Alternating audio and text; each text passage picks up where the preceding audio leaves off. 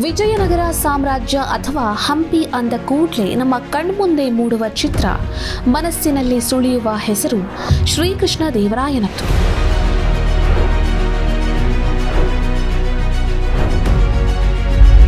ತೌಳವ ರಾಜ ನರಸನಾಯಕ ಹಾಗೂ ನಾಗಲಾಂಬಿಕೆ ದಂಪತಿಯ ಮಗ ಶ್ರೀಕೃಷ್ಣ ದೇವರಾಯ. ನರಸನಾಯಕನ 3 ಮಕ್ಕಳಲ್ಲಿ ಮೊದಲು ಪಟ್ಟಕ್ಕೇರಿದ್ದು ಹಿರಿಯವನಾದ ವೀರನರಸಿಂಹ. ಇವನು ಅಧಿಕಾರ ಲೋಭದಿಂದ ತನ್ನ ತಮ್ಮನಾದ ಕೃಷ್ಣದೇವರಾಯನನ್ನೇ ಕೊಲ್ಲಲು ಯೋಜಿಸಿದ್ದವನು. ಆದರೆ ಆಗ ಅವನ ಮಂತ್ರಿಯಾಗಿದ್ದ ತಿಮ್ಮರಸರಿಂದಾಗಿ ಕೃಷ್ಣದೇವರಾಯನ ಪ್ರಾಣ ಉಳಿಯಿತು. ಮುಂದೆ ಕೃಷ್ಣದೇವರಾಯನೇ ರಾಜನಾಗುವಂತೆ ಯೋಜನೆ ಹಾಕಿದ್ದು, ಅದಕ್ಕಾಗಿ ದುಡಿದಿದ್ದು ತಿಮ್ಮರಸರೇ. ಕೃಷ್ಣದೇವರಾಯ ಕೂಡ ತಾನು ಪಟ್ಟಕ್ಕೆ ಬಂದ ತಕ್ಷಣ ಮಾಡಿದ ಕೆಲಸ ತನ್ನ ಸೋದರರು ಮತ್ತು ಅವರ ಮಕ್ಕಳನ್ನು ಬಂಧಿಸಿಡುವುದು. 1509 ರಿಂದ 1529 ತನಕದ 20 ವರ್ಷಗಳ ಕಾಲ ವಿಜಯನಗರ ಸಾಮ್ರಾಜ್ಯವನ್ನು ಆಳಿದ ಅರಸು ಶ್ರೀಕೃಷ್ಣ ದೇವರಾಯ. ಪ್ರಾರಂಭದಲ್ಲಿ ಅವನು ವಿಲಾಸಮಯಿ ಜೀವನದಲ್ಲಿ ಮಗ್ನನಾಗಿದ್ದರಿಂದ ಸಾಮ್ರಾಜ್ಯದ ವಿರೋಧಿಗಳ ಗುಂಪು ಪ್ರಬಲವಾಗುತ್ತಿತ್ತಂತೆ. ಆಗ ಒಮ್ಮೆ ತಿಮ್ಮರಸು ರಾಜರು ಸಿಂಹಾಸನವಿಳಿದು ನಿದ್ರೆಗೆ ಹೋಗುವಾಗ ಕೆನ್ನೆಗೆ ಬಡಿದು ಕೃಷ್ಣದೇವರಾಯರಿಗೆ ನಿಂತ ನಿಲುವಿನಲ್ಲೇ ರಾಜನೀತಿ ಬೋಧಿಸಿದ್ದರಂತೆ. ಆ ಬಳಿಕ ಶ್ರೀಕೃಷ್ಣ ದೇವರಾಯ ಸಂಪೂರ್ಣ ಬದಲಾಗುತ್ತಾನೆ. ರಾಜಧಾನಿ ಹಂಪಿಯಿಂದ ಆರಂಭವಾದ ಶ್ರೀಕೃಷ್ಣ ದೇವರಾಯನ ವಿಜಯ ಯಾತ್ರೆ ಪಾಂಡ್ಯರು ಕೇರಳದ ದೊರೆಗಳೆದುರಿನ ಗೆಲುವಿನೊಂದಿಗೆ ವಿಸ್ತಾರವಾಗುತ್ತದೆ. ಆತನ ಪ್ರಸಿದ್ಧಿ ಎಷ್ಟು ಹರಡುತ್ತದೆ ಅಂದರೆ, ಸಿಂಹಳದ ರಾಜ ಮನೆತನದ ಅಂತಃಕಲಹದಲ್ಲಿ ಕೃಷ್ಣದೇವರಾಯನೇ ಮಧ್ಯಸ್ಥಿಕೆ ವಹಿಸಿದ್ದನಂತೆ. ಶ್ರೀಲಂಕಾದಿಂದ ಮರಳಿದ ಬಳಿಕ ಕೃಷ್ಣದೇವರಾಯ ಸಾಗಿದ್ದು ಉತ್ತರ ಮತ್ತು ಪೂರ್ವ ದಿಕ್ಕಿಗೆ. ವಿಜಾಪುರದ ಇಸ್ಮಾಯಿಲ್ ಆದಿಲ್ ಶಾಹಿಯ ಜೊತೆ ಯುದ್ಧ ನಡೆದಿದ್ದು ರಾಯಚೂರಿನ ಬಳಿ. ಅದರಲ್ಲಿ ಕೃಷ್ಣದೇವರಾಯನೇ ಗೆದ್ದರೂ ದೂರಾಲೋಚನೆಯಿಂದ ಅವನು ಆದಿಲ್ ಶಾಹಿಯ ಜೊತೆ ಸಂಧಿ ಮಾಡಿಕೊಂಡ. ಆ ಬಳಿಕ ಆತನ ದಿಗ್ವಿಜಯ ಯಾತ್ರೆ ಕಳಿಂಗ ಸಾಮ್ರಾಜ್ಯ ತಲುಪುತ್ತದೆ. ತಾನು ಗೆದ್ದ ರಾಜ್ಯಗಳನ್ನು ಆಯಾ ರಾಜರಿಗೆ ಕೊಟ್ಟು ಅವರನ್ನು ತನ್ನ ಸಾಮಂತರನ್ನಾಗಿ ಮಾಡಿಕೊಂಡಿದ್ದು ಇವನ ವಿಶೇಷತೆಗಳಲ್ಲಿ ಒಂದು. ಹೀಗಾಗಿ ವಿಜಯನಗರದ ಸೀಮೆ ಈತನಿಂದ ವಿಸ್ತಾರಗೊಂಡಿತು. ಕೃಷ್ಣದೇವರಾಯ ತಾನು ಗೆದ್ದ ಕೆಲವು ರಾಜ್ಯಗಳ ರಾಜಪುತ್ರಿಯರನ್ನೇ ಮದುವೆಯಾದ. ಹಾಗಾಗಿ ಇವನಿಗೆ ಹಲವಾರು ರಾಣಿಯರಿದ್ದರು.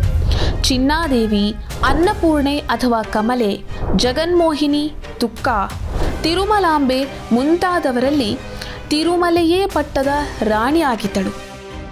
ಇವಳ ಮಗ ತಿರುಮಲ, ಮಗಳು ತಿರುಮಲೆ.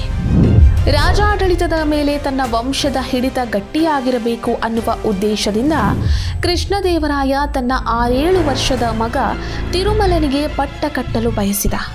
ಇದು ತಿಮ್ಮರಸರಿಗೆ ಒಪ್ಪಿಗೆಯಾಗಲಿಲ್ಲ. ಆದರೂ ಕೃಷ್ಣದೇವರಾಯ ತನ್ನ ನಿರ್ಧಾರ ಬದಲಿಸುವುದಿಲ್ಲ. ದುರಂತವೆಂದರೆ, ಪಟ್ಟಕ್ಕೆ ಬಂದ 1 ವರ್ಷದೊಳಗೆ ಆ ಹುಡುಗ ಆಕಸ್ಮಿಕ ಮರಣಕ್ಕೆ ಈಡಾಗಿಬಿಟ್ಟ. ಈ ಸಾವಿನ ಸಂಚು ತಿಮ್ಮರಸನದೇ ಅನ್ನುವ ನಂಬಿಕೆಗೆ ಬಿದ್ದ ಕೃಷ್ಣದೇವರಾಯ ಅವರನ್ನು ಶಿಕ್ಷೆಗೆ ಗುರಿಪಡಿಸಿಬಿಟ್ಟ. ಅವರ ಕಣ್ಣುಗಳನ್ನು ಕೀಳಿಸಿ ಜೀವಾವಧಿ ಸೆರೆವಾಸಕ್ಕೆ ದೂಡಿದ. ಈ ಸಮಯದಲ್ಲಿಯೇ ಮಹಮ್ಮದೀಯರ ದಾಳಿ ನಡೆಯಿತು.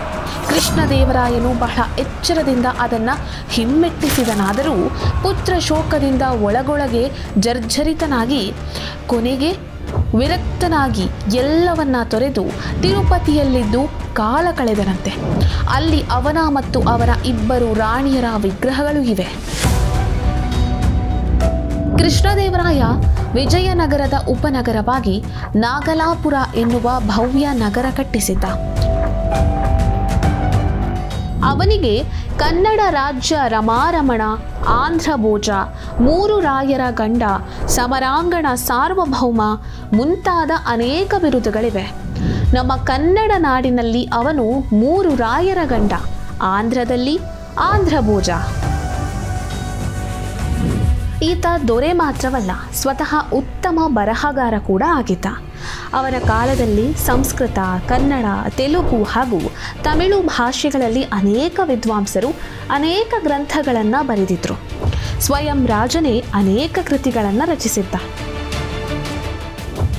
ಅವನು ಜಾಂಬವತಿ ಕಲ್ಯಾಣ ಹಾಗೂ ಮದಾಲಸ ಚರಿತವೆಂಬ ಸಂಸ್ಕೃತ ಗ್ರಂಥಗಳನ್ನು ರಚಿಸಿದ್ದರೂ ಆತನ ಆಮುಕ್ತ ಮಾಲ್ಯದ ಇರುವುದು ತೆಲುಗಿನಲ್ಲಿ. ಅದು ಆತನ ಸರ್ವೋತ್ಕೃಷ್ಟ ಗ್ರಂಥವೆಂದೇ ಗುರುತಿಸಲ್ಪಟ್ಟಿದೆ. ಆಮುಕ್ತ ಮಾಲ್ಯದ ಅಂದರೆ ತಾನು ಅಲಂಕರಿಸಿಕೊಂಡ ಹೂಮಾಲೆಯನ್ನ ಕೊಟ್ಟವಳು ಎಂದರ್ಥ. ತಮಿಳಿನ ಭಕ್ತಿ ಸಾಹಿತ್ಯದ 12 ಆಳ್ವಾರರಲ್ಲೊಬ್ಬಳಾದ ಮತ್ತು ತಿರುಪ್ಪಾವೈಯನ್ನು ರಚಿಸಿದ ಆಂಡಾಳ್ ಅಥವಾ ಗೋದಾದೇವಿ ಮತ್ತು ಪೆರುಮಾಳ್ರ ಅಂದರೆ ವಿಷ್ಣುವಿನ ವಿವಾಹದ ಕಥೆಯೇ ಆಮುಕ್ತ ಮಾಲ್ಯದ ಎನ್ನುವ ಕೃತಿಯ ಕಥಾಹಂದರ. ಆಂಡಾಳ್ ತಾನು ಧರಿಸಿದ ಹೂಮಾಲೆಯನ್ನ ವಿಷ್ಣುವಿಗೆ ಸಮರ್ಪಿಸುತ್ತಿದ್ದ ಕಾರಣ ಕೃತಿಗೆ ಆ ಹೆಸರು. ಆಂಡಾಳ್ ಪೆರಿಯಾಳ್ವಾರ್ ಅಥವಾ ವಿಷ್ಣು ಚಿತ್ತುಡು ಅವರ ಮಗಳಾದ್ದರಿಂದ ಆಮುಕ್ತ ಮಾಲ್ಯದಕ್ಕೆ ವಿಷ್ಣು ಚಿತ್ತೀಯಂ ಎಂಬ ಇನ್ನೊಂದು ಹೆಸರು ಇದೆ.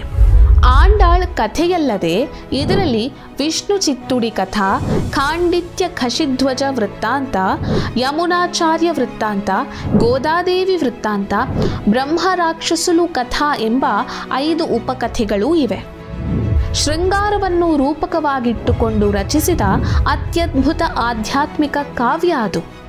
ಕೃಷ್ಣದೇವರಾಯ ಆಮುಕ್ತ ಮಾಲ್ಯದವನ್ನ ತೆಲುಗಿನಲ್ಲಿಯೇ ಬರೆದಿದ್ದರ ಕುರಿತು ಒಂದು ಸ್ವಾರಸ್ಯಕರ ಸಂಗತಿ ಇದೆ. ಶ್ರೀಕೃಷ್ಣದೇವರಾಯ ವಿಜಯವಾಡ ಕೊಂಡಪಲ್ಲಿಯನ್ನ ಜಯಿಸಿ ಕಳಿಂಗದತ್ತ ಯುದ್ಧಕ್ಕೆ ಹೋಗುವಾಗ ದಾರಿಯಲ್ಲಿ ಶ್ರೀಕಾಕುಳಂನಲ್ಲಿ ಕ್ರಿಸ್ತಪೂರ್ವ 3ನೇ ಶತಮಾನದಲ್ಲಿ ಸಾತವಾಹನರಿಂದ ಕಟ್ಟಲ್ಪಟ್ಟ ಆಂಧ್ರ ಮಹಾವಿಷ್ಣುವಿನ ದೇವಾಲಯಕ್ಕೆ ತೆರಳಿ ಅಲ್ಲಿ ಏಕಾದಶಿ ವ್ರತವನ್ನಾಚರಿಸಿದಂತೆ. ಏಕಾದಶಿಯ ಕೊನೆಯ 4 ಮುಹೂರ್ತ ಮತ್ತು ದ್ವಾದಶಿಯ ಮೊದಲ 4 ಮುಹೂರ್ತದ ಸಮಯವಾದ ಹರಿವಾಸರದ ಸಮಯದಲ್ಲಿ ಕೃಷ್ಣದೇವರಾಯನಿಗೆ ಒಂದು ಕನಸು ಬಿತ್ತಂತೆ. ಆ ಕನಸಿನಲ್ಲಿ ಮಹಾವಿಷ್ಣು ಪ್ರತ್ಯಕ್ಷನಾದನಂತೆ. ಅದನ್ನೇ ಆತ ತನ್ನ ಆಮುಕ್ತ ಮಾಲ್ಯದಲ್ಲಿ ಸುಂದರವಾಗಿ ವರ್ಣಿಸಿದ್ದಾನೆ. ಕಾರ್ಮೋಡಕ್ಕಿಂತಲೂ ಕಪ್ಪಾದ ಶರೀರವುಳ್ಳ, ಪ್ರಕಾಶಮಾನವಾಗಿ ಹೊಳೆಯುವ ಕಂಗಳ, ತನ್ನ ಗರುಡದ ರೆಕ್ಕೆಗಳಿಗಿಂತ ನುಣುಪಾದ ರೇಷ್ಮೆ ವಸ್ತ್ರವನ್ನು ಧರಿಸಿದ, ಉದಯದ ಸೂರ್ಯನಿಗಿಂತ ಕೆಂಪಾದ ಕೌಸ್ತುಭವನ್ನು ಎದೆಯಲ್ಲಿ ಧರಿಸಿದ ಆಂಧ್ರ ಮಹಾವಿಷ್ಣುವನ್ನ ನಾನು ನೋಡಿದೆ. ಹೀಗೆ ಕನಸಿನಲ್ಲಿ ಕಂಡ ಮಹಾವಿಷ್ಣು ತನ್ನ ಹಾಗೂ ಗೋದಾದೇವಿಯ ಪರಿಣಯದ ಕುರಿತು ತೆಲುಗಿನಲ್ಲಿ ಕೃತಿಯೊಂದನ್ನು ರಚಿಸುವಂತೆ ಹೇಳಿದನಂತೆ.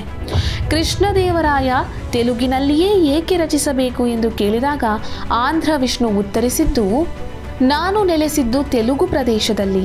ನಾನು ತೆಲುಗರ ರಾಜ, ನೀನು ಕನ್ನಡ ರಾಯ. ನಿನ್ನ ಅಡಿಯಲ್ಲಿರುವ ಎಲ್ಲ ರಾಜರಿಗೂ ದೇಶದ ಭಾಷೆಗಳಲ್ಲಿ ತೆಲುಗೇ ಶ್ರೇಷ್ಠವೆಂದು ನಿನ್ನಿಂದ ತಿಳಿಯಲಿ ಎಂದು ಹೇಳಿದನಂತೆ. ಈ ಮಾತುಗಳನ್ನು ಸೂಕ್ಷ್ಮವಾಗಿ ಅವಲೋಕಿಸಿದರೆ ಗೊತ್ತಾಗುವುದೇನೆಂದರೆ, ಆ ಆಂಧ್ರ ಮಹಾವಿಷ್ಣುವು ಕೃಷ್ಣದೇವರಾಯನನ್ನು ಕನ್ನಡರಾಯನೆಂದು ಸಂಬೋಧಿಸುತ್ತಾನೆಯೇ ಹೊರತು ತೆಲುಗಿನವನೆಂದಲ್ಲ. ಹಾಗೆಯೇ ಆ ಕೃತಿ ತೆಲುಗಿನಲ್ಲಿರುವ ಮಾತ್ರಕ್ಕೆ ಕೃಷ್ಣದೇವರಾಯನನ್ನು ಕನ್ನಡ ವಿರೋಧಿ ಎನ್ನುವುದು ಅಪಹಾಸ್ಯ ಮಾಡಿದಂತೆ. ಕನಸಿನ ಕಥೆ ಏನಾದರೂ ಇರಲಿ, ಇಲ್ಲಿ ಒಂದು ಭಾಷೆಯನ್ನು ಎಲ್ಲರಿಗೂ ತಿಳಿಯುವಂತೆ ಮಾಡಬೇಕು ಎನ್ನುವ ಭಾಷಾಭಿಮಾನವಂತೂ ಪ್ರಮುಖವಾಗಿ ಕಾಣಿಸಿಕೊಳ್ಳುತ್ತದೆ.